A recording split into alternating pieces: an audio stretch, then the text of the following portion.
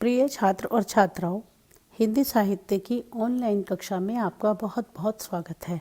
मैं डॉक्टर मीना गौतम आज आपकी बीए द्वितीय वर्ष की कक्षा लेने जा रही हूँ। बीए द्वितीय वर्ष में दो पेपर हैं जिनका मैं परिचय आपको पिछली कक्षा में दे चुकी हूँ। आज जो हम क्लास लेने जा रहे हैं उसके प्रथम प्रश्न पत्र में रीतिकालीन काव्य का जो पेपर है हम उस पर थोड़ी चर्चा करेंगे। सबसे पहले आपको नाम से ही है रीतिकालीन काव्य संकलन जो आपकी किताब लगी है या जो 8 कवि हमें इस कोर्स में पढ़ने हैं वो रीतिकाल से संबंधित है। तो आपके मन में सबसे पहले जिज्ञासा रीतिकाल को लेकर ही हो सकती है या रीतिकाल रीति से हमारा क्या अभिप्राय है, ये आपका प्रश्न हो सकता है। तो सबसे पहले हम देखते हैं कि रीति का जो शब्द है संस्कृत काव्य शास्त्र में ज़्यादा प्रयोग किया गया। उसके जो बहुत प्रमुख वामन जो थे काव्य अलंकार ग्रंथ जिन्होंने लिखा था उन्होंने रीति को काव्य की आत्मा कहा था। अब रीति का अर्थ आप क्या समझते हैं? अगर हम शाब्दिक अर्थ में वो कहते भी थे रीति रस से काव्य से आत्मा, मीन्स रीति ही काव्य की आत्मा है। रीति से आप क्या अभिप्राय समझ सकते हैं? शाब्दिक दृष्टि से देखा जाए तो रीति का अर्थ है कोई परंपरा, शैली, प्रणाली या कोई पद्धति। और संस्कृत में रीति का अर्थ कभी कभी विशिष्ट पद रचना से भी लिया जाता रहा है। इस विशिष्टता को आप गुणों पर भी आधारित मान सकते हैं, जैसा कि रीति काल के जो रीति सिद्धांत के जो प्रवर्तक आचार्य वामन थे वैसा जैसा वो मानते थे। रीति शब्द का जो दूसरा संबंध है वो पद रचना से है। पद रचना जो कि समास पर निर्भर है। कुछ आचार्यों ने समासहीनता, स्वअल्प समासता और दीर्घ समासता के रूप को रीति के रूप में देखा है। आचार्य कुंतक ने रीति को एक मार्ग के रूप में परिभाषित किया है जिसका मूल आधार कवि स्वभाव है। तो अब ये आपके मन में सहज ही प्रश्न भी आ सकता है कि हम हिंदी साहित्य पढ़ते पढ़ते संस्कृत साहित्यकारों की या संस्कृत जो भी विद्वान हैं उनकी हम चर्चा करने लगे हैं। लेकिन मैं छात्र और छात्राओं आपको ये कहना चाहती हूँ कि आपको अगर रीति काव्य या हम रीति काव्य की जब बात करते हैं उसमें संस्कृत साहित्य का बहुत प्रभाव है। संस्कृत के जो एक ग्रंथ थे उनका बहुत सारा अनुवाद भी इस रीति काल के अंदर हुआ। तो इसलिए आपको थोड़ा सा संस्कृत जितने भी विद्वान हैं उनके वक्तव्य, उनकी जो बातें हैं उनको आपको जानना बहुत ज़रूरी है। हिंदी की जब हम बात करते हैं तो हिंदी में जो रीति शब्द का प्रयोग बहुत सारे अर्थों में लिया जाता है। कभी हिंदी में रीति का तात्पर्य कई बार लक्षण देने या सिद्धांत की चर्चा करने वाले ग्रंथ भी उनसे भी लिया जाता है, जिसमें अलंकार, रस, वक्रोक्ति, ध्वनि आदि के स्वरूप भेद, अवयव आदि के लक्षण दिए होते हैं। मतलब इस परिभाषा से अगर हम चलते हैं तो रीति शास्त्र के अंतर्गत सिद्धांत रचना व काव्य लक्षण प्रस्तुत करने वाले सभी प्रकार के ग्रंथों को सम्मिलित किया जाता है। और रीति काल में इसी प्रकार के ग्रंथों की बहुत बहुलता रही है। बहुत ज़्यादा ग्रंथ इसी प्रकार के रचे गए हैं जिसमें न केवल रीति को काव्य की आत्मा माना गया अपितु काव्य लक्षण प्रस्तुत करने का भी प्रयास किया गया। इसलिए मैंने आपको कहा कि हम जब रीति काल की बात करते हैं, रीति ग्रंथकारों की बात करेंगे तो कहीं ना कहीं संस्कृत का जो रीति को लेकर अर्थ है, संस्कृत रीति रस से काव्य से आत्मा, जितने भी हमारे जो विद्वान हैं वो रीति काल को लेके जो उनके जो रीति सिद्धांत हैं उस पर चर्चा करनी हमारे लिए बहुत ही आवश्यक हो जाएगी।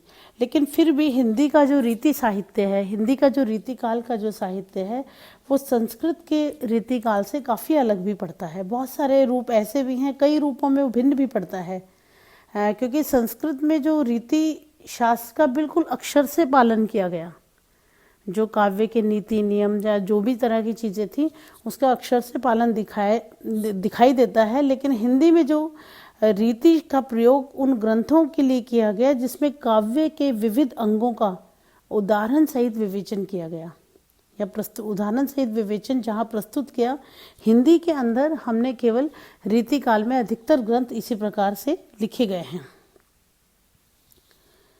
अगर आचार्य नगेंद्र ने बहुत बाद में रीति काव्य पर अपनी बहुत सारी बातें सामने रखी, उन्होंने भी कहा कि काव्य रचना संबंधी नियमों को अगर के पालन करने को ही उन्होंने रीति का नाम दिया। उनका ये मानना था कि रीति काव्य में वस्तु की अपेक्षा, मतलब उन्होंने देखिए शैली या उस पर ज़्यादा जोर ना दे कि वस्तु की अपेक्षा आत्मा का उत्कर्ष की अपेक्षा शरीर के अलंकरण की प्रधानता है। यहाँ भी जो इन्होंने कहा है कि शरीर के अलंकरण में उसके रूप, सज्जा, अलंकार, छंद, इन सब चीज़ों पर ज़्यादा इन्होंने बात की है। अगर हम इन शॉर्ट हम रीति पर बात करें तो वह काव्य रीति काल का जो आशय है, उस तरह के काव्य को हम रीति काल में मानेंगे जो अलंकार, गुण, रस, ध्वनि, वक्रोक्ति, नायिका भेद आदि की शास्त्रीय प्रणाली के आधार पर लिखा गया हो, उसी को रीति काव्य हम मानेंगे। इस प्रकार के काव्य की परंपरा बहुत पुरानी है और संस्कृत में तो बहुत पहले से है, जिसकी मैं बात कर रही हूँ आपसे। संस्कृत में इस प्रकार के बहुत सारा साहित्य रचा गया। हिंदी में ये जो परंपरा है वो संस्कृत से ही प्राप्त होती है। जो यह युग है उसमें इस युग में इसी प्रकार के ग्रंथों की बहुलता रही है और इसीलिए इस पूरे के पूरे काल को आप रीति काल के नाम से जान सकते हैं, या इसीलिए इस पूरे के पूरे काल को रीति काल नाम से कहा जाता है। और हिंदी साहित्य में चाहे ये बाद में आई हो, लेकिन वैसे भारतीय साहित्य में कम से कम ये 2000 साल पुरानी परंपरा है। और हिंदी साहित्य के अंदर भी रीति काल के अंदर बहुत सारे ऐसे ग्रंथ रचे गए जिनकी मतलब बहुत सारे अनुवाद भी हुए रचे जाने के, उनसे प्रभावित होकर या उनसे प्रेरणा पाकर जो ग्रंथ रचे गए, जो कि पिछले 2000 साल पुरानी जो साहित्यिक कृतियां हैं उनका विवरण भी हमारे हिंदी के ग्रंथों में मिल जाएगा।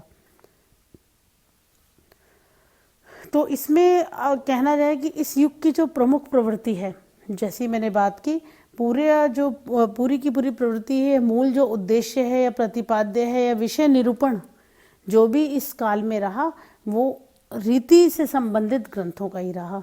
अब हम रीति काल के नामकरण पर बात करते हैं। जैसे कि मैंने कहा कि रीति का पिछली कक्षा में भी कहा कि रीति काल कुछ मायनों में आलोचकों के दृष्टि में सबसे निर्विवाद काल कहा गया है।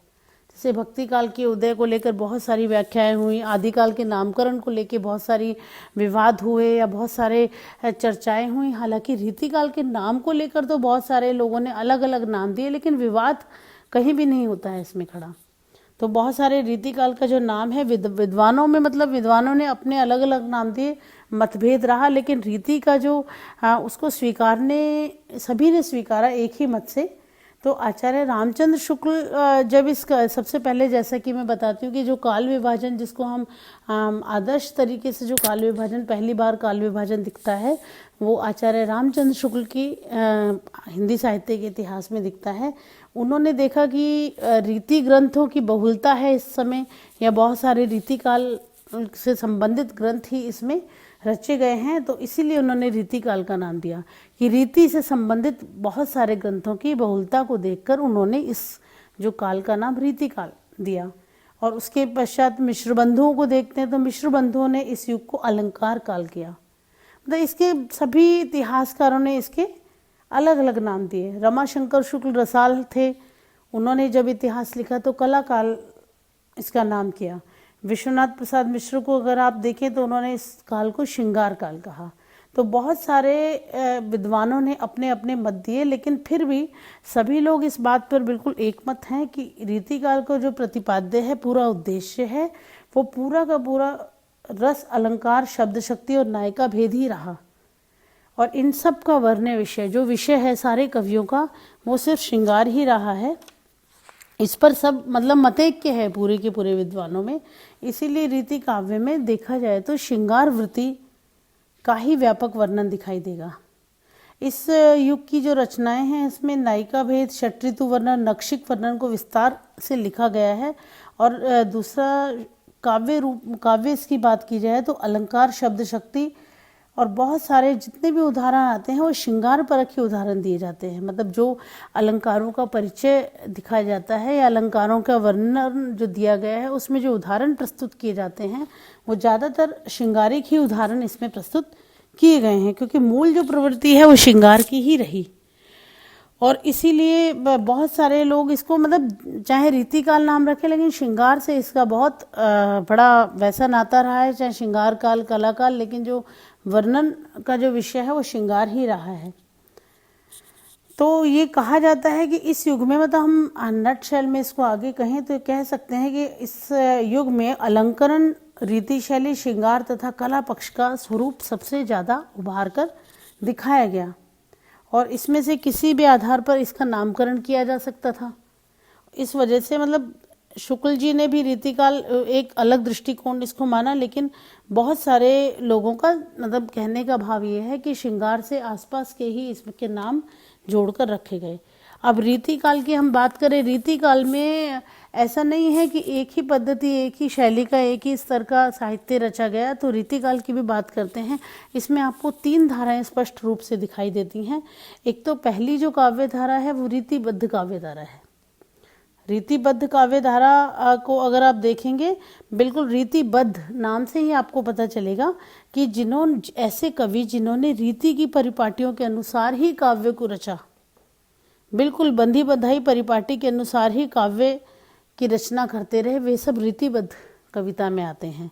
और इसमें अगर हम कहेंगे कि सबसे प्रमुख कवि हमारे कौन से हैं, इसमें देव, सेनापति, मतीराम, पद्माकर। तो ये जो तीनों जो 4-5 कवि जिनके नाम बताए, इन्होंने हमेशा जो बंधी बंधाई परिपाटी है इसके अनुसार ही काव्य रचना की। तो रीतिबद्ध काव्य धारा के भीतर ये 3-4 कवि आते हैं। और भी कई कवि हैं, लेकिन ये प्रमुख रूप से देव, सेनापति, मतीराम और पद्माकर। अब दूसरी जो एक काव्य धारा है वहां पर रीति मुक्त काव्य धारा है। रीति मुक्त काव्य धारा के अंतर्गत अगर आप देखेंगे तो जो रीति की परंपरागत परिपाटियां हैं, इन्होंने उसको ना अपनाकर स्वच्छंद प्रवृत्ति के अनुसार अपनी कविता को लिखा है। पर स्वच्छंद प्रवृत्ति का मतलब है नहीं, मैंने कहा कि इनका मूल विषय तो श्रृंगार ही रहा है, चाहे उसका वियोग का पक्ष हो चाहे उसके संयोग का पक्ष हो। तो लेकिन बावजूद उसके जो एक बंधी बंधाई परिपाटी है उससे अलग इन्होंने काम किया है। ये फुटकर कवियों में इनको शुक्ल जी ने स्थान दिया था। इसमें अगर हम देखेंगे, ठाकुर, घनानंद, बोधा, आलम और रसखान प्रमुख कवि हैं जिन्होंने रीति मुक्त परिपाटी में लिखा है। उसके पश्चात हम तीसरी उस पर आते हैं। तीसरी है रीति सिद्ध काव्य धारा। रीति सिद्ध जो काव्य धारा है, इनका ये है कि इनके काव्य में जो रीतियां हैं, इनकी कविता में आकर स्वतः ही सिद्ध दिखाई देती हैं, सिद्ध होकर दिखाई देती हैं। और रीति सिद्ध कवियों की जो बात कहा जाए, क्योंकि बाकी जो कवि हैं उनके कविता में रीति की परिपाटियां तो दिखाई देती हैं, लेकिन इनके यहाँ पर एक समय के प्रभाव में आकर ये बिल्कुल सिद्ध उन्होंने उसको किया है। उनको बिल्कुल अगर हम इसको परिभाषित करें तो रीतियों को बिल्कुल परिपुष्ट तरीके से इन्होंने दिखाया। इस जो परंपरा में केवल बिहारी जो कवि हैं वो इसमें आते हैं। बिहारी एकमात्र कवि हैं जिनको रीति सिद्ध कवि कहा जा सकता है। और अब हम देखते हैं इसमें 3 रीतिबद्ध, रीतिमुक्त और रीति सिद्ध, लेकिन सभी काव्य धाराओं के कवियों ने अपनी कविता में श्रृंगार को ही प्रधानता दी है। शेष हम अगली क्लास में बात करते हैं। धन्यवाद।